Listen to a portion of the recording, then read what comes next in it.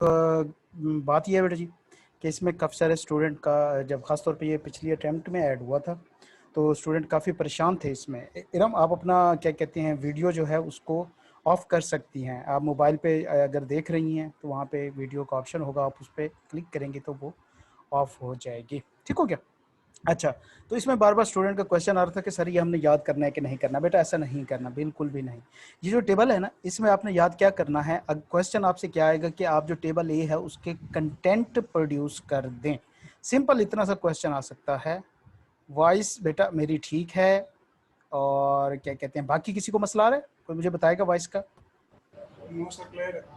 Okay, मेरी voice clear है बेटा। अगर किसी को वॉइस नहीं आ रही तो आपके अपने नेट का इशू होगा, क्योंकि मैं इस टाइम जोंग 4G बोल्ट जो है वो डिवाइस यूज़ कर रहा हूँ, तो एक क्या कहते हैं डेजिग्नेटेड लाइन है वो, उस पर आवाज़ डिस्टर्ब होने के बहुत कम चांस है। अच्छा, तो बेटा इसमें जो क्वेश्चन आपका बन सकता है वो ऐसे नहीं आएगा कि आप इसके अंदर कोई हेडिंग है, आपने ये डिटेल प्रोड्यूस करनी है, नहीं ऐसा नहीं होगा। ये जो टेबल है इसके आपसे कंटेंट पूछे जा सकते हैं। कंटेंट से क्या मुराद है कि आपसे पूछा जा सकता है कि भैया जी ये जो टेबल ए है, अच्छा टेबल ए है क्या, ये भी आपको पता होना चाहिए। तो बेटा देखो, कंपनीज जो जिनका शेयर कैपिटल होता है, जाहिर बात है हमने कहा कि कंपनी की जो रजिस्ट्रेशन है उससे मुराद है उसका मेमोरेंडम और उसका आर्टिकल रजिस्टर होना।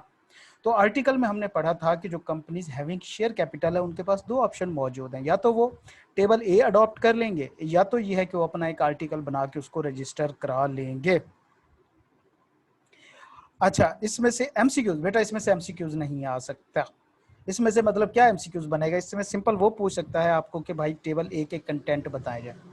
तो ये आर्टिकल ऑफ एसोसिएशन है, इसकी जो हेडिंग है वो आपको याद होनी चाहिए। हाँ, वो तरतीब में होनी चाहिए, इसके ओवर क्या कहते हैं दो चार एक्सप्लेनेशन मौजूद हैं, लेकिन मैं सजेस्ट करूंगा कि जितना कोशिश हो सके इसको आप तरतीब में याद करें, मतलब प्रिलिमिनरी, बिजनेस, शेयर्स वगैरह। इसके अंदर कंटेंट क्या है ये आपका काम नहीं है, नहीं तो ये तो बहुत लेंथी हो जाएगा, इतना तो पूरा कंपनी लॉ का पोर्शन नहीं है जितनी सिर्फ ये एक टेबल ही हो जाती है। तो इसमें से एमसीक्यूज का चांस ना होने के बराबर है, इसमें से नहीं पूछ सकता। और कुछ?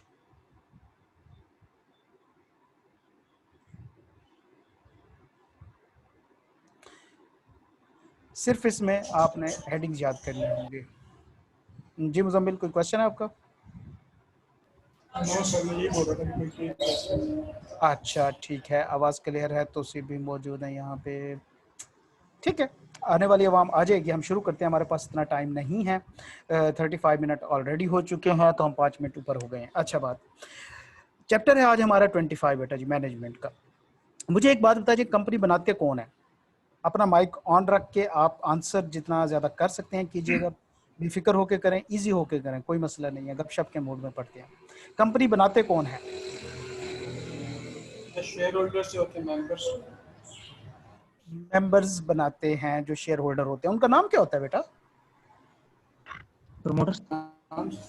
जी मेंबर्स बोलते हैं ना सर। नहीं नहीं बेटा, मेंबर्स तो ठीक है, मेंबर्स सिर्फ कंपनी बनाने वाले तो नहीं होते। मेंबर्स की तो हमने लंबी चौड़ी डेफिनेशन में जी थी। जो लोग कंपनी बना रहे हैं। जी बेटा, सब्सक्राइबर्स। बिल्कुल हाँ, तो ये गैलेक्सी J5 प्रो नाम ही अपना लिख देते बेटा यहाँ पर। तो खान साहब क्या कहते हैं, कल आपकी वीडियो मुसलसल आती रही है, तो ये सब्सक्राइबर कहलाते हैं। तो कंपनी सब्सक्राइबर बना रहे होते हैं। ओके, तो मेंबर्स का काम क्या होता है? मेंबर्स का काम होता है पैसा लगाना और बिजनेस खड़ा कर देना। आप में से किसी ने बिजनेस मैनेजमेंट और बिहेवियरल स्टडीज पढ़ी होगी, आप में स्टूडेंट बैठे हैं मेरे भी जो पढ़ रहे हैं इस टाइम, तो उनको मैंने बताया था कि जो ऑनर्स होते हैं बिजनेस खड़ा करके फौरन हमारे पास आ जाते हैं। मतलब हमारे पास एक बंदा आया, हमें आके कहता है कि भाईजान मैंने कोई काम करना है, मेरे पास पैसा है, मुझे बहुत ज़्यादा चुभ रहा है, मैंने उसको कहीं पे लगाना है। ठीक हो गया? तो हम उसे कहते हैं कि कोई मसला नहीं भाई, बैठो, दो चार आइडियाज़ देते हैं कि जी ये ट्रैवलिंग एजेंसी है, इसमें बहुत ज़्यादा स्कोप चल रहा है आजकल। ये आईटी वाला है, आपकी अपनी एक्सपर्टीज़ क्या है? वो कहेगा भाई मेरे पास सिर्फ पैसा है, मेरा अब्बा हजूर फौत होके गए हैं, मुझे बहुत पैसा दे के गए हैं, तो मेरे पास सिर्फ पैसा है, कोई एक्सपर्टीज़ नहीं है। तो हम क्या करते हैं, उसको बताते हैं। वो क्या करता है कि ठीक है जी मैंने आईटी कंपनी खोलनी है। भाई साहब हमने अपने क्या कहते हैं पैसे खड़े करने के चक्कर में लंबी चौड़ी कंसल्टेंसी फी डाली उस पर, उसकी कंपनी इनकॉर्पोरेट करके उसको दे दी। हमने कहा जी ये लोग कंपनी, वो कहते सर ये कंपनी मैं क्या करूंगा, मुझे तो कुछ करना नहीं आता। तो उसके बाद हमने पूरी जो business management and behavioural studies का चैप्टर, ये टॉपिक है हमारा, सब्जेक्ट है, उसको पढ़ाया था कि भाई सबसे पहले आपने कंपनी बना ली है, ठीक है माशाल्लाह, अब आपका बिजनेस है, तो इसको चलाने के लिए आप मैनेजमेंट लेके आए। फिर मैनेजमेंट आ गई थी, हम फिर मैनेजमेंट को बैठ के पढ़ा रहे थे कि आप एम्प्लॉयज लेके आए, फिर हम उनको तरीकाकार बता रहे थे कि आपने एम्प्लॉयज को कैसे मैनेज करना है, जिसमें लीडरशिप थी, मोटिवेशन थी, एम्प्लॉय बिहेवियर, कल्चर वगैरह, वो सारे एक कहानी डिफरेंट सी हो जाती है। ओके, तो भैया जो मेंबर्स होते हैं उनको नहीं पता होता कि कारोबार कैसे करना है। मे भी हो सकता है सब्सक्राइबर को पता हो, ऑफ कोर्स सब्सक्राइबर जो होते हैं वो कंपनी बना रहे हैं तो उनको थोड़ा बहुत तो आइडिया होगा इस चीज का, लेकिन कोर एक्टिविटी वो भी नहीं परफॉर्म कर सकते। और दूसरे बात पे कि सब्सक्राइबर हो सकता है 5 हैं, 10 हैं, 15 हैं, 20 हैं, लिमिटेड नंबर होते हैं, लेकिन जो शेयर होल्डर है, और खासतौर पे एक लिस्टेड कंपनी के मिलियंस में हो सकते हैं। एक लिस्टेड कंपनी जिस तरह के यूनिलीवर है, जिस तरह के एक नेस्ले है, इसके तो मिलियंस में शेयर होल्डर हैं। तो क्या सारे के सारे जानते हैं कि जो डेयरी प्रोडक्ट हैं वो कैसे बनाई जाती हैं? नहीं, उनको नहीं पता। क्या सारे के सारों को पता है कि कंपनी कैसे मैनेज करते हैं? नहीं, कोई किसान होगा उसका शेयर होल्डर, कोई कबाड़ियों वाला होगा, कोई बैंक वाला होगा, कोई किस फील्ड का बंदा होगा। तो मेंबर्स का काम है, उन्होंने कंपनी बनाई, उन्होंने मैनेजमेंट हायर की और उसके बाद साइड पे हो। अब उनका सिर्फ इतना काम होगा कि वो एक ओवरसाइट रखेंगे इनके ऊपर, साल बाद फाइनेंशियल स्टेटमेंट आके देख लिया करेंगे, उसके बाद अपना अपना डिविडेंड लेके साइड पे हो जाएंगे, इससे ज्यादा काम नहीं होता। तो भैया कंपनी चलाने के लिए मैनेजमेंट हायर की जाती है, मैनेजमेंट रखी जाती है। अब मैनेजमेंट का जो हेड होता है वो बोर्ड होते हैं, बोर्ड ऑफ डायरेक्टर जिसको कहते हैं। तो लिहाजा अगर हम कहें कि कंपनी से क्या मुराद है, कंपनी से मुराद हम उसकी एक डेफिनेशन तो सेपरेट देखेंगे, लेकिन जब हम पिछले मीटिंग वाले चैप्टर में पढ़ रहे थे कि company shall call a meeting, तो इससे क्या मुराद था? कंपनी कॉल अ मीटिंग से क्या मुराद है? इस लाइन की मुझे कोई बताएगा कि company shall call a meeting.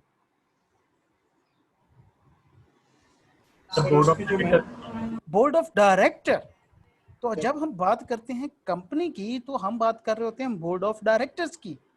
इसका मतलब ये नहीं कि मेंबर्स, ये शेयर होल्डर जाके मीटिंग कॉल करेंगे। हम हर जगह कह रहे थे company shall call annual general meeting within 120 days of its closure of financial years. तो कंपनी से क्या मुराद था? क्या मेंबर करेंगे कॉल? तो एजीएम कौन कॉल कर रहा था बेटा? डायरेक्टर्स कॉल कर रहे थे। तो लिहाजा जो बोर्ड ऑफ डायरेक्टर हैं ये सबसे मेन स्टेक होल्डर होते हैं। बीएमबीएस में आप पढ़ेंगे सबसे मेन इन्फ्लुएंशियल स्टेक होल्डर जो है किसी भी ऑर्गेनाइजेशन के अंदर, उसका बोर्ड ऑफ डायरेक्टर होता है, शेयर होल्डर नहीं होते।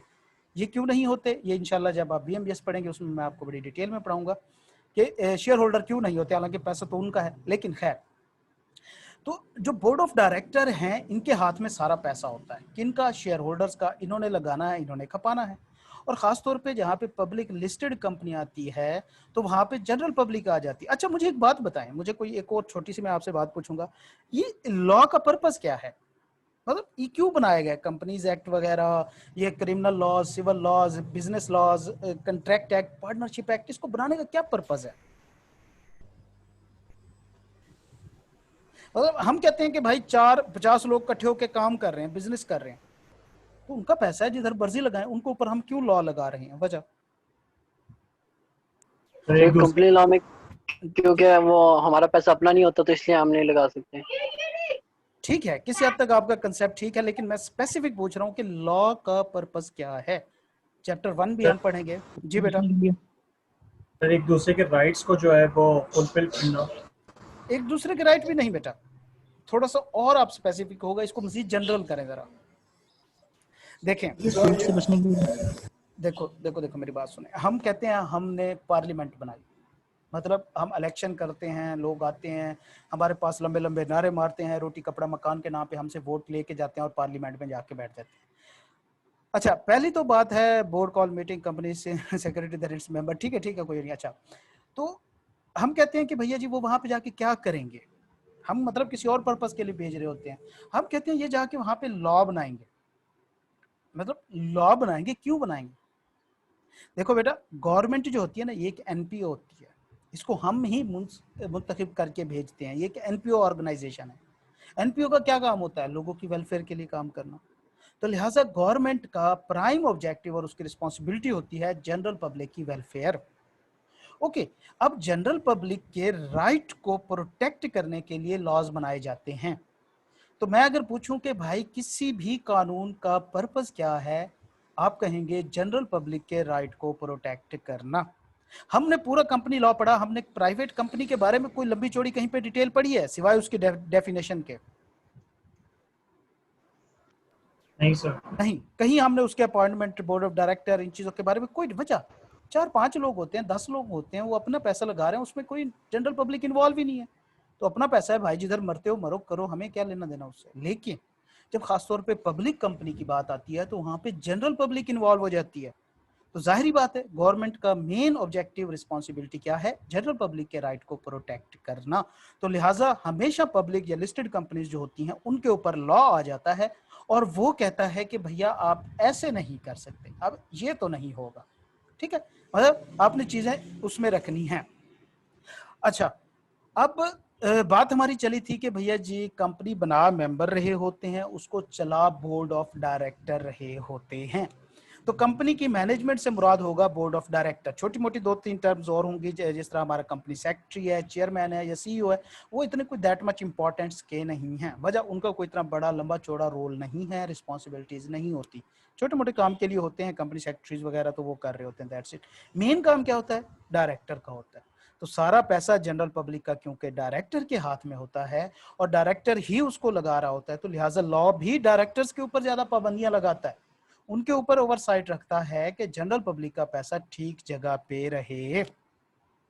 ओके, तो अगर एक डायरेक्टर है तो वो डायरेक्टर होगा, मतलब हम कहते हैं ये डायरेक्टर है तो भाई ये डायरेक्टर है। लेकिन अगर 2 डायरेक्टर बैठे तो हम ये नहीं कहेंगे ये डायरेक्टर्स हैं। अगर 3 बैठे हैं तो डायरेक्टर्स डबल ट्रिपल एस नहीं लगा देंगे। एक से ज्यादा जब बढ़ जाते हैं तो जब हम उनको कलेक्टिवली आपस में बात करते हैं तो फिर हम उनको बोर्ड ऑफ डायरेक्टर कहते हैं। तो वो बंच ऑफ डायरेक्टर, जिस तरह वो नहीं बंच ऑफ ग्रेप्स, इस तरह ये पढ़े थे यार आपने, कलेक्टिव नाउन्स पढ़े थे अंग्रेजी में, याद है किसी को? Yes sir, yes sir. Collective noun sir. हाँ जी। तो वो जो बंच ऑफ ग्रेप्स वगैरह और वो चीजें पढ़ते थे, वही चीज है कि बोर्ड ऑफ डायरेक्टर कहलाता है कलेक्टिव नाउन। तो लिहाजा सबसे पहले डायरेक्टर कौन होगा? डायरेक्टर वो होगा जो डायरेक्टर होगा। तो बहुत ही मुश्किल सी डेफिनेशन कंपनीज एक्ट 2017 की, बेटा अपने अपने 1.5 किलो जो बादाम है वो खा लें कि डायरेक्टर कौन है? वो बंदा है जो डायरेक्टर है। तो ये डेफिनेशन है। इकट्ठे डायरेक्टर क्या कहलाते हैं? बोर्ड ऑफ डायरेक्टर कहलाते हैं। फिर उसके बाद अच्छा, हमने क्या कहा था कि मेंबर्स जो हैं वो कंपनी के अबू होते हैं। तो क्या कोई मेंबर अकेला डिसीजन ले सकता है कंपनी के बारे में? No sir. कैसे लेंगे डिसीजन? मेंबर डिसीजन कैसे लेते हैं? रेजोल्यूशन पास करके मीटिंग के अंदर सर। एग्जैक्टली, मीटिंग होती है, रेजोल्यूशन पास होती है, तब डिसीजन लिया जाता है। सेम डायरेक्टर का केस है कि डायरेक्टर जो होते हैं ये छोटे अबू होते हैं कंपनी के। तो लिहाजा ये भी इंडिविजुअली डिसीजन नहीं ले सकते। कोई एक डायरेक्टर अकेला बैठ के कोई डिसीजन नहीं ले सकता कि मतलब किसी कंपनी ने कोई बहुत बड़ा कंट्रैक्ट करना है, एक ही डायरेक्टर उठे जाके कंट्रैक्ट करके आ जाए कंपनी के बिहाफ पे, ऐसा नहीं होगा। सारे डायरेक्टर इकट्ठे बैठेंगे, सारे छोटे अब्बू जो होंगे वो इकट्ठे बैठेंगे, उसके ऊपर बहस करेंगे, ये भी रेजोल्यूशन पास करेंगे। अब वो रेजोल्यूशन ऑर्डिनरी भी हो सकती है, वो रेजोल्यूशन स्पेशल भी हो सकती है। क्या board of director special resolution pass कर सकता है? और अगर कर सकता है तो उसकी मेजोरिटी क्या होगी? मेरी क्लास वाले बच्चे ये नहीं बताएंगे, पहले कह रहा हूं मैं। सर स्पेशल रेजोल्यूशन तो एजीएम में पास होती है, तो नहीं डायरेक्टर्स तो नहीं नहीं ना पास नहीं कर नहीं, सके। सिर्फ एजीएम में पास नहीं होती बेटा, किसी भी मीटिंग में पास हो सकती है जिसका 21 डेज पहले नोटिस किया हुआ हो। कोई और आंसर? कोई और भाई साहब? चीता चीती कोई भी बता दो यार, छोटा सा, कि क्या board of director special resolution pass कर सकते हैं? अगर वो कर सकते हैं तो उसकी मेजोरिटी क्या होनी चाहिए या होगी? बता दो यार, ऐसे ना करो प्लीज। मतलब ये, 3/4 of majority. जी बेटा, 3/4 of majority of directors present on 3/4 of majority. चलें जी, एक आ गया, अयाज भाई ने भी कहा 3/4 मेजोरिटी होगी तो स्पेशल रेजोल्यूशन पास हो जाएगी। कोई और इस भाई इसके ऊपर रोशनी डालना चाह रहा हो थोड़ी सी? शहजादा शहजादी कोई भी सामने आ जाओ यार। सर जिनके रेजोल्यूशन पास करने के बाद जिनके राइट्स का इफेक्ट हो ना उनको ना ना, प्रोटेक्ट किया जाए, ये वो वाला भी वो एक वो पॉइंट था। वो थोड़ा सा डिफरेंट हो जाता है। मैं जस्ट इतना पूछ रहा हूँ, 2 मेरे क्वेश्चन है। एक ये कि भाई क्या board of director special resolution pass कर सकते हैं, और अगर कर सकते हैं तो मेजोरिटी क्या होगी? चले, मेजोरिटी हमें मिल गई 3/4 मेजोरिटी। पहला क्वेश्चन अभी भी मेरा अनआंसर्ड है कि क्या स्पेशल रेजोल्यूशन पास हो सकती है?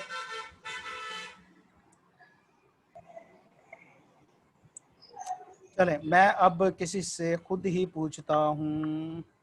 अयाज आप बताएंगे बेटा? Rahimullah no sir, no sit sir. चले ठीक है, एक बागी निकला है आप में से। कोई और? सर अगर स्पेशल रेजोल्यूशन के लिए नोटिस दिया हुआ है तो अयाज। चलें एक और मुजाहिद आया बीच में से। मरीन आप खामोश ही रहें तो अच्छा है। जुनैद आप खामोश रहें। दानिश आप बताएं बेटा।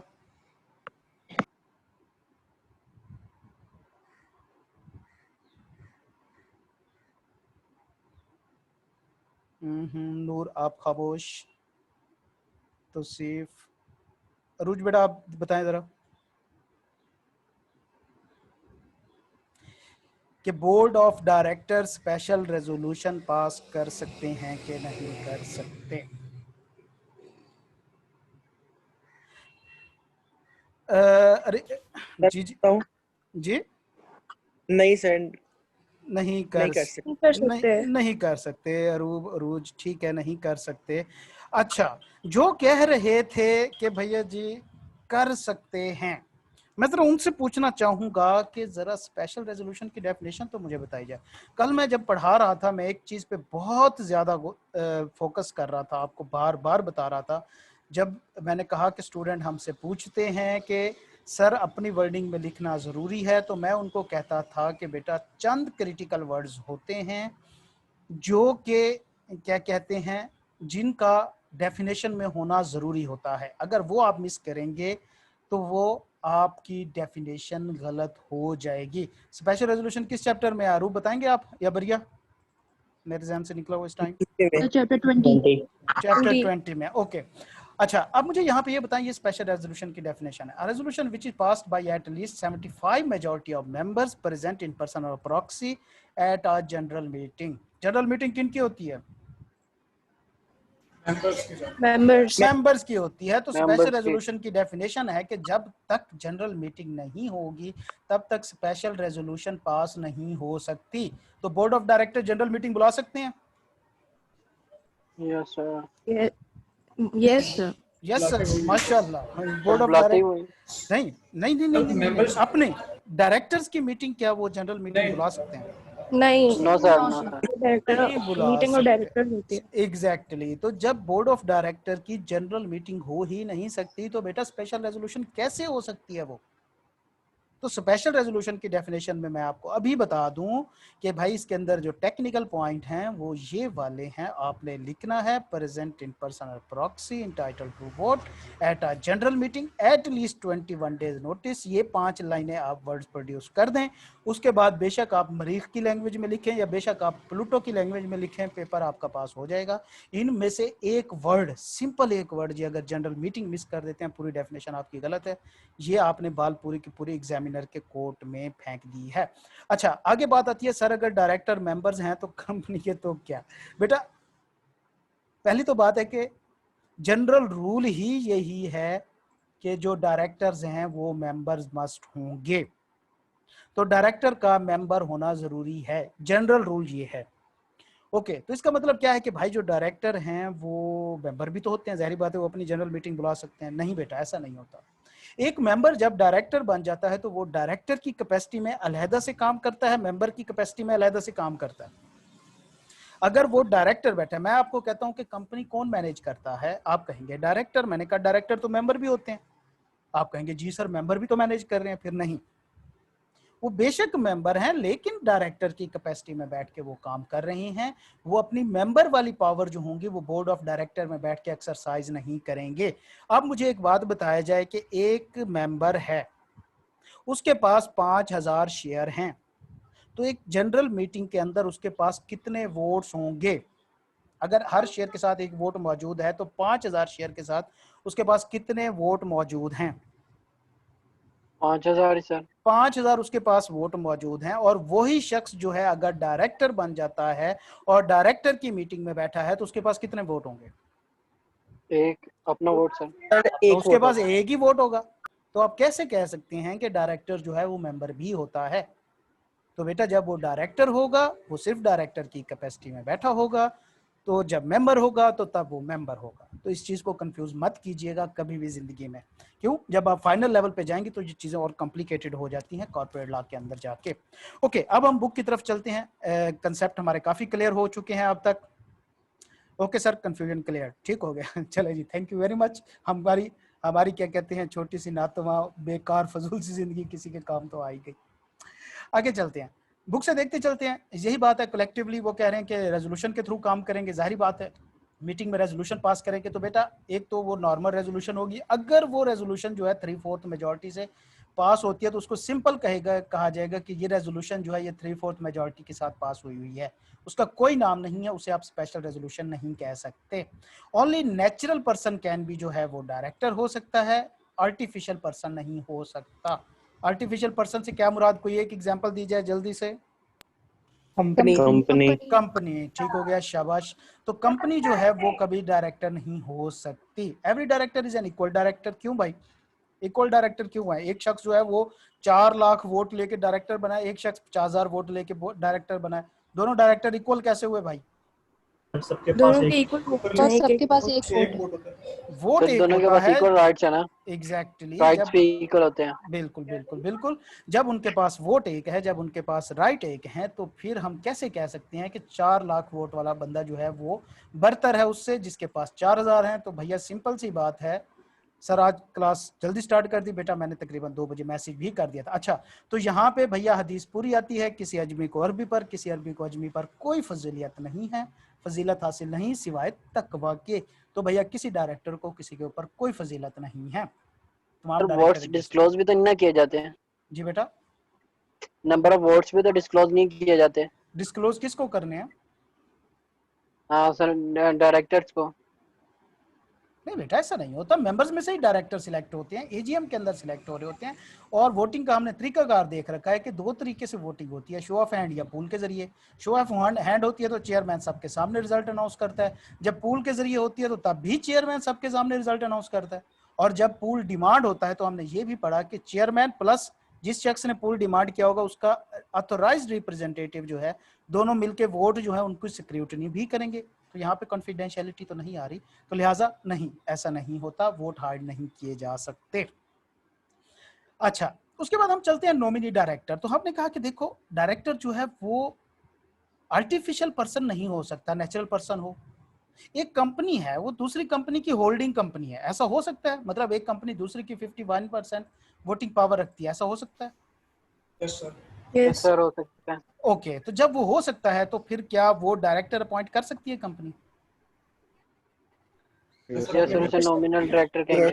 बिल्कुल बिल्कुल बिल्कुल। नॉमिनेट ना भी करे तो वो किसी भी डायरेक्टर को, मतलब कंपनी का कोई मेंबर है उसके हिस्से में अपने 51% वोट डाले, वो बंदा बैठा बिठाया डायरेक्टर है भाई, वो तो रेडीमेड डायरेक्टर है।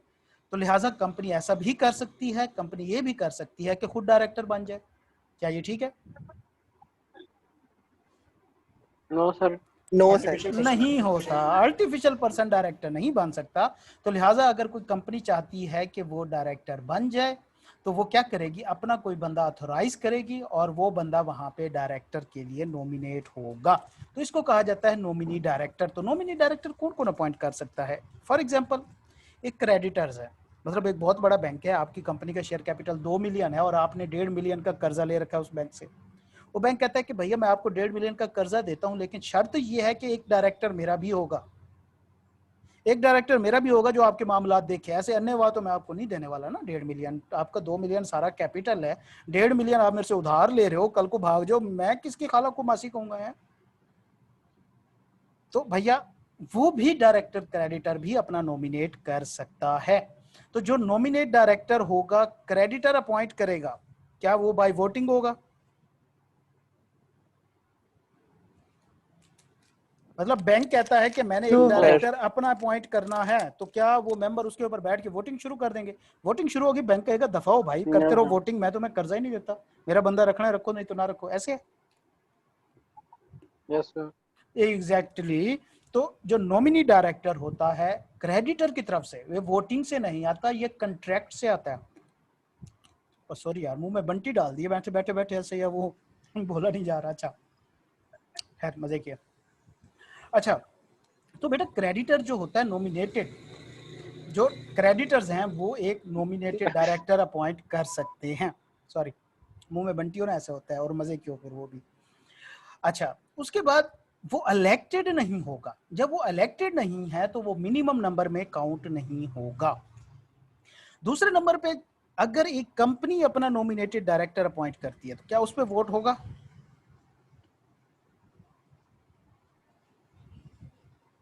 मैं फॉर एग्जांपल मैं कहता हूं कि एक कंपनी है, उसके पास किसी दूसरी कंपनी की 15% वोटिंग राइट है। होल्डिंग तो नहीं है, एसोसिएट भी नहीं है, लेकिन ऑफ कोर्स मेंबर तो है ना। तो लिहाजा वो चाहती है कि मेरा एक डायरेक्टर बोर्ड के ऊपर बैठे, तो किसी शख्स को नॉमिनेट कर देगी। जैसे ही वो नॉमिनेट करेगी, क्या वो फौरन डायरेक्टर बन जाएगा या उसके ऊपर वोटिंग होगी? फिर वोटिंग होगी उसके ऊपर। एग्जैक्टली तो ये सेम कंडीशन में आपको दो चीज ध्यान में रखिएगा कि तमाम वो डायरेक्टर जो वोट के जरिए आएंगे, चाहे वो नॉमिनेटेड ही क्यों ना हो, मतलब वो खुद मेंबर नहीं होंगे, डायरेक्टर किसी मेंबर ने नॉमिनेट किए होंगे, अगर उनके ऊपर वोटिंग होती है तो वो मिनिमम नंबर में काउंट होंगे और वो इलेक्टेड डायरेक्टर कहलाए जाएंगे। तो लिहाजा फेडरल गवर्नमेंट, प्रोविंशियल गवर्नमेंट और कंपनी, ये तीन आर्टिफिशियल बॉडीज हैं। ये किसी भी कंपनी के अंदर मेंबर हो सकती हैं। जब ये किसी कंपनी के अंदर मेंबर हैं तो ये अपना डायरेक्टर भी अपॉइंट कर सकती हैं, तो ये डायरेक्टर भी नॉमिनेट कर सकती हैं। तो जब ये डायरेक्टर नॉमिनेट करेंगी तो बाकायदा उसके ऊपर इलेक्शन होगा, वोटिंग होगी और वो अपॉइंट होगा। तो इन तीन को जो नॉमिनेटेड डायरेक्टर है, अपॉइंट करने की पावर कहां से आई? उनकी वोटिंग पावर से। लेकिन क्रेडिटर के पास कहां से आई पावर? उसके कंट्रैक्ट से। तो जिनको वोटिंग पावर से पावर आई है, उनका डायरेक्टर हमेशा जो होगा वोटिंग के थ्रू आएगा, लेकिन जिनको कंट्रैक्ट के थ्रू पावर आई है, उनका डायरेक्टर हमेशा डायरेक्ट आएगा। जो डायरेक्ट डायरेक्टर आएगा वो कभी भी मिनिमम नंबर में काउंट नहीं होगा। जो वोटिंग के थ्रू आएंगे सिर्फ वही मिनिमम नंबर में काउंट होंगे। तो ये क्लियर हो गया Baba ji? Yes sir. Okay, अगला एक छोटा सा कंसेप्ट है कि क्या डायरेक्टर अपना ऑफिस किसी को दे सकता है? मतलब कहे कि यार मैं 1 मिनट बैठ, मैं छली लेके आया, तुम 10 मिनट मेरा ऑफिस संभालो। बेटा जनरल रूल है नो कि सर, ऐसा तो नहीं नहीं दे होगा। सकता। जनरल रूल है कि ऐसा नहीं हो सकता। देखो, जब भी लॉ के अंदर क्वेश्चन आता है ना, खासतौर पे हमारी जो प्रोविजन है ना एक्सेप्शंस वाली, कि भाई क्वेश्चन आया कि क्या कोई डायरेक्टर जो है किसी शख्स को अपना ऑफिस असाइन कर देता है, हम कहेंगे जनाब जी जो क्या कहते हैं लॉ के अंदर फॉलोइंग एक्सेप्शन मौजूद हैं और ये तरीकाकार, ये कंडीशन पूरी होंगी तो ऑफिस असाइन हो सकता है। बेटा ये सबसे गलत अप्रोच है। सबसे पहले आपने जनरल रूल बताना होता है कि क्वेश्चन आता है कि क्या कोई डायरेक्टर जो है वो अपना ऑफिस असाइन कर सकता है। आपने सबसे पहले जनरल रूल देना है कि no, as per Companies Act 2017, no director is allowed to assign his office to any other person. However, following exceptions are stated in the Companies Act 2017. उसके बाद आपने एक्सेप्शन प्रोड्यूस करनी है। तो पहले जनरल रूल आपने मस्ट लिखना है। एक्सेप्शन क्या है भाई? कि भाई जब भी कोई डायरेक्टर, पहली कंडीशन क्या हो कि वो पाकिस्तान से बाहर हो, कम अज कम 90 दिन तक वो बाहर रहे। अगर 90 दिन से कम वो बाहर है तो फिर किसी को असाइन नहीं करेगा। और तीसरे नंबर पे बोर्ड ऑफ डायरेक्टर की अप्रूवल लेगा। अगर कोई डायरेक्टर किसी शख्स को अपना ऑफिस असाइन करना चाहता है तो वो क्या करेगा? 3 कंडीशन मीट करेगा। पहले नंबर पे बोर्ड ऑफ डायरेक्टर की अप्रूवल लेगा, दूसरे नंबर पे वो पाकिस्तान से बाहर दफा हो जाएगा, तीसरे नंबर पे वो कम अज कम 90 दिन के लिए बाहर निकल जाएगा। तब जाके वो अपना ऑफिस किसी को असाइन कर सकता है, नहीं तो नहीं कर सकता। बाकी थोड़ी बोटी बीच में चीजें हैं वो पढ़ लीजिएगा। कंसेंट, इससे क्या मुराद है? इससे मुराद ये है कि भैया आप किसी कंपनी के अंदर मेंबर थे। मैं अभी एग्जांपल लेता हूँ, अरूप बैठा है हमारी क्लास में, इसके पास किसी कंपनी के 5 शेयर थे। ये भाई साहब रात को खराटे मार के सो रहे थे, मतलब इनको नोटिस भी आया था मीटिंग होनी है। इसने कहा कि यार जाके मैंने क्या करना है, 5 ही तो मेरे पास वोट हैं, इतना दूर जाऊँ सिर्फ चाय बोतल के लिए। ये रात को सोया पड़ा है, सुबह उठा, इसे कॉल आई है, भाई आप डायरेक्टर बन गए, मुबारक हो। ये कहेगा यार इतना अच्छा तो कभी आई कैप का रिजल्ट नहीं आया, सुबह उठ के परमानेंट क्रेडिट इन 1 सब्जेक्ट मैं डायरेक्टर बन गया। ये भागा भागा जाएगा कि ये घर में, वो कंपनी में जाके कहेगा कि भाई घर वाले कभी मुझे जसू पंजू खेलते हुए लीडर नहीं बनाते, आपने मुझे डायरेक्टर बना दिया। तो लॉ कहता है कि बगैर पूछे आप किसी को डायरेक्टर नहीं बनाएंगे। बंदा सोया पड़ा है, सुबह उठे तो पता चले बंदा डायरेक्टर बना पड़ा है और उसके ऊपर 2 केस भी हुए पड़े हैं कंपनी के, ऐसा नहीं होता। तो लिहाजा कोई भी ऑफिसर, जनरल रूल आप इतना याद रख लें कि कोई भी ऑफिसर से मुराद company secretary, legal adviser, company के डायरेक्टर्स, ऑडिटर्स, जो भी हैं, किसी को भी विदाउट कंसेंट अपॉइंट नहीं किया जा सकता। दैट्स इट, इसके अलावा मजीद बात नहीं करेंगे। अच्छा सईद अनवर, आपकी हंसी बहुत जोर से हमारे पास पहुंची है, ये तो वेरी नाइस हो गया। चलें जी आगे चलते हैं। Relationship of director with the company, तो सिंपल सी बात है कि भैया ये कोई चाचे भतीजे का तो रिलेशन होता नहीं इनका, ये एज एजेंट होते हैं या इनका एतमाद का रिश्ता होता है, जिसको कहते हैं ना एतमाद का रिश्ता, तो ये वो रिश्ता होता है। खैर ये पढ़ लेना, आपको इसको नहीं है। मिनिमम नंबर ये आपको पता होने चाहिए, जो सिंगल मेंबर कंपनी होती है उसका एक डायरेक्टर कम से कम लॉ कहता है होना चाहिए। मैक्सिमम नंबर कितने हो सकते हैं? मैक्सिमम कोई बता सकता है मुझे? मिनिमम तो एक है। सर लॉ ने मैक्सिमम नंबर स्पेसिफाई नहीं किए। तो क्या कंपनी भी नहीं कर सकती? सर कंपनी अपने आर्टिकल्स में कर सकती है। तो आंसर ये होना है कि मैक्सिमम नंबर आप ये नहीं कहेंगे कि लॉ ने स्पेसिफाई नहीं किया, आप सिंपल ये कहेंगे लॉ ने मिनिमम नंबर की लिमिट बता दी है, मैक्सिमम नंबर जो है वो कंपनी अपने आर्टिकल में स्पेसिफाई कर सकती है। ठीक है, तो सिंगल मेंबर कंपनी एक डायरेक्टर, प्राइवेट कंपनी कम से कम 2 डायरेक्टर, पब्लिक कंपनी अनलिस्टेड जो होंगी वो कम से कम 3 डायरेक्टर और लिस्टेड कंपनीज कम से कम 7 डायरेक्टर्स रखेंगी। अच्छा मैं कहता हूं कि एक लिस्टेड कंपनी थी, उसके लिए मिनिमम नंबर की तादाद 7 थी। एक कंपनी है ABCD प्राइवेट लिमिटेड, या आप कह सकते हैं कोई भी नाम लंबा चौड़ा सा रख सकते हैं उसका, तो उसके 6 डायरेक्टर वोट के थ्रू आए हैं, एक डायरेक्टर क्रेडिटर ने अपॉइंट कर दिया, तो क्या ये कंडीशन मीट हो गई 7 डायरेक्टर वाली? No. नहीं No. होगी, ये मिनिमम नंबर में नहीं काउंट होगा। माशाल्लाह बहुत ही ज़हीन लोग बैठे हैं यहाँ पे। अच्छा अगला क्वेश्चन ये है कि भैया एक कंपनी के 7 डायरेक्टर हैं, उसमें से एक डायरेक्टर जो है वो नॉमिनेट किया था उसकी होल्डिंग कंपनी ने और वो वोटिंग में इलेक्ट होके आ भी गया, मतलब एक कोजा Yes. तो फ्रंट सीट, तो भाई ये बात है, तो वो क्या मिनिमम नंबर में काउंट होगा? यस। Yes, sir. वो काउंट होगा। तो ये एक कंसेप्ट क्लियर हो गया। कैजुअल वैकेंसी से क्या मुराद है? कोई एग्जांपल दो कैजुअल वैकेंसी की भाई। सर अगर डायरेक्ट रिटायर हो गया या फिर बंदा उसने बंदा मर गया। हाँ ये देखो ना, प्यारी सी एग्जांपल, बंदा फुड़क गया, डायरेक्टर मर गया। आप पता नहीं क्या वो डिसेंट सी एग्जांपल्स में पड़े रहते हो यार, निकलो बाहर से। ही बर्गर बच्चे जब फर्म्स में जाते हैं ना, इतने तंग होते हैं, आपकी सोच है। बेचारे सड़क के दरमियान में खड़े होकर कॉल कर रहे होते हैं, सर आपने जो ऑफिस कहा था वो तो यहाँ पे है ही नहीं, बेटा आप लेफ्ट साइड पे देख रहे हो, राइट साइड पे देखोगे आपको मिल जाएगा। मतलब ऐसे होते हैं कि उनको बता के भेजना जाता है, बेटा आप मार रोड पे जाएंगे, आप सिग्नल पे पहुंचेंगे, आपने लेफ्ट देखना है, राइट देखना है, सड़क क्रॉस करनी है, फिर आपने राइट देखना है, आपको बिल्डिंग नजर आएगी, उसके ऊपर तीसरी खिड़की होगी, वो खुली हुई होगी, उसमें आपने देखना है, वो आपका ऑफिस होगा। ये नहीं बताओगे तो वो रास्ते में रो रहे होते हैं, सर हमें ऑफिस ही नहीं मिल रहा। तो लिहाजा बर्गर नहीं बनना, सिंपल को मर गया डायरेक्टर भाई, आखिर जिंदगी आनी जाने की बात है। अच्छा कैजुअल वैकेंसी से मुराद है कि भैया जी एक कंपनी जो है उसके अंदर एक डायरेक्टर मर गया, तो क्या होगा? अगर एक लिस्टेड कंपनी है उसके 7 डायरेक्टर थे ऑलरेडी, एक बंदा मर गया उसका, तो इसके लिए तो जरूरी है कि वो लाजमी 90 दिन के अंदर अंदर इस डायरेक्टर को अपॉइंट करें। वजह क्या है? मिनिमम नंबर से आप नीचे चले गए हैं, तो मिनिमम नंबर तो फिल करने हैं, तो लिहाजा 90 डेज के अंदर अंदर डायरेक्टर्स मिलके ये कैजुअल वैकेंसी फिल करेंगे। लेकिन इसके 9 डायरेक्टर थे, एक बेचारा फुड़क गया, तो क्या अब कंपलसरी है कि 90 दिन के अंदर अंदर इन्होंने फिल करना है? No sir. नहीं है कंपलसरी, उनकी मर्जी है, अगर वो करना चाहे तो करें, नहीं तो चिल मार के बैठे, कोई मीटिंग आएगी उसमें इलेक्शन करा के कर लेंगे, that's it. Okay, tenure under casual vacancy तो क्या होगा? जितना भी एक डायरेक्टर का टाइम रह रहा होगा वो अगला पूरा कर जाएगा। तो ऐसा ही है कि नॉर्मल टाइम पीरियड 3 साल होता है, तो अगर एक 1.5 साल में बेचारा अल्लाह को प्यारा हो गया तो अगला 1.5 साल उसका टेन्योर का पीरियड होगा। ठीक है। सर कैजुअल वैकेंसी में सिर्फ लिस्टेड कंपनी का लिखा है, तो क्या प्राइवेट कंपनी की कैजुअल वैकेंसी नहीं फिल करनी? बेटा मिनिमम नंबर किसी सूरत में नीचे नहीं जाना चाहिए, चाहे वो कोई हो। लिस्टेड कंपनी उन्होंने कहा है कि भैया जी क्या कहते हैं, any casual vacancy on the board of a listed company shall be filled up by the directors at earliest but not later than 90 days. तो देखो 90 दिन की टाइमलाइन जो है ये लिस्टेड कंपनी के लिए मौजूद है, प्राइवेट कंपनी भी नीचे नहीं जा सकती मिनिमम नंबर से, उसको भी फिल करना होगा। लेकिन मैंने आपको बताया कि लॉ जो है वो ज्यादा लिस्टेड पे फोकस करता है, उसकी वजह क्या है? जनरल पब्लिक का पैसा इन्वॉल्व है बेटा जी, प्राइवेट तो वैसे ही 3 लोग हैं, करो जिधर अपना पैसा करना है, किसी को क्या फर्क पड़ता है उससे। तो लिहाजा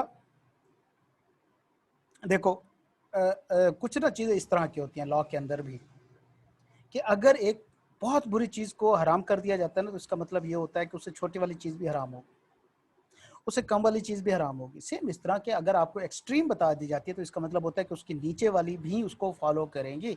जिस तरह हम कहते हैं कि सुप्रीम कोर्ट अगर कोई एक प्रेसिडेंट दे देता है तो नीचे वाली कोर्ट्स पे बाइंडिंग होता है। तो कुछ चीज़ें इस तरह की होती हैं। बाकी अगर इसके डिटेल में चले जाएं तो आपका ये चैप्टर 3 गुना हो जाएगा, तो आपने फाइनल लेवल पे भी कुछ पढ़ना है, आप सिर्फ इतना याद रखें।